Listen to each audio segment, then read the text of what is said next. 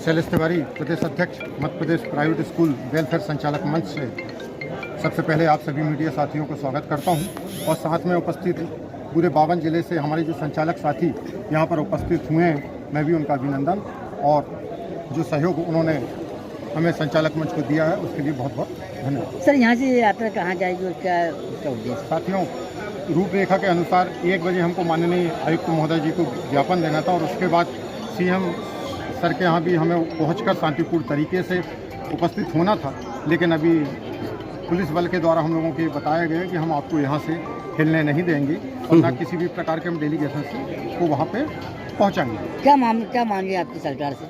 हमारी सरकार से सिर्फ वर्तमान में 3 मांगे हैं। पहली मांगे ये हैं कि जो सरकार ने एकदम से रजिस्टर्ड किरायानामा लागू किया गया है उसमें उसको वापस लिया जाए और वर्तमान में उसमें शिथिलता प्रदान की जाए जिससे लोग मान्यता कर सकें, और अगर वो शिथिलता नहीं देते हैं तो मध्य प्रदेश के कोई भी प्राइवेट स्कूल, लगभग 90% स्कूल प्राइवेट स्कूल संचालक तो आवेदन नहीं करेंगे और न किसी भी प्रकार के हम एफडी सुरक्षा निधि जमा करेंगे, और जो प्रतिवर्ष 4,000 रुपये के हिसाब से 3 वर्ष में वो 12,000 रुपये एक शुल्क के रूप में ले रहे हैं, ये भी नहीं करेंगे, क्योंकि ये तीनों नियम निःशुल्क शिक्षा अधिकार अधिनियम 2009 के तहत कहीं पे भी किसी भी उसमें पहले ये अधिनियम में लागू नहीं था, लेकिन वर्तमान में इस नियम को हमारे प्राइवेट स्कूलों पे थोपा गया है, जो हम सिरे से खारिज करते हैं, क्योंकि हम इस प्रकार हर बार उनके थोपे गए नियमों को मानते जाएंगे तो ऐसा एक दिन आएगा कि मध्य प्रदेश से प्राइवेट स्कूल बंद हो जाएंगे। ऐसे नियम कौन कौन से हैं कि जिसमें आपको लग रहा है कि बहुत ज़्यादा इसे हम नहीं कर पाएंगे? जैसे सबसे पहला नियम तो सर रजिस्टर्ड किरायानामा।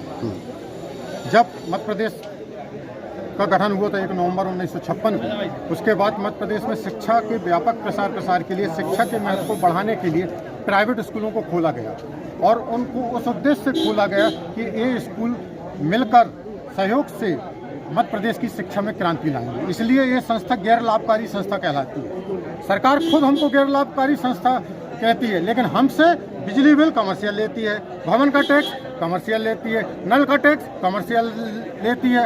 अब राजस्व को बढ़ाने के लिए नोटरीकृत किरायानामा को हटाकर रजिस्टर्ड किरायानामा कर दिया। 40,000 की एफडी सुरक्षा निधि बढ़ा दी गई, 4,000 रुपये प्रत्येक वर्ष दो। ये क्या है? ये कौन सा अधिनियम में लिखा है?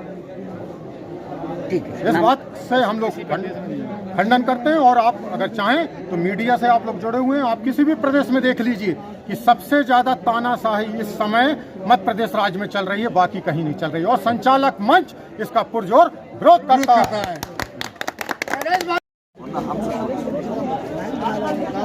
नारे लगाओ थोड़ा बहुत यार। वापस लो, वापस लो, वापस लो, मनता नियम वापस लो, वापस लो, वापस लो, मनता नियम वापस लो, वापस लो, वापस लो। आयुक्त महोदय होश में आओ, होश में आओ, होश में आओ। आयुक्त महोदय होश में आओ, होश में आओ, होश में आओ। अभी तो ये अंगड़ाई है, आगे और लड़ाई है। अभी तो ये अंगड़ाई है, आगे और लड़ाई है। जोर जुल्म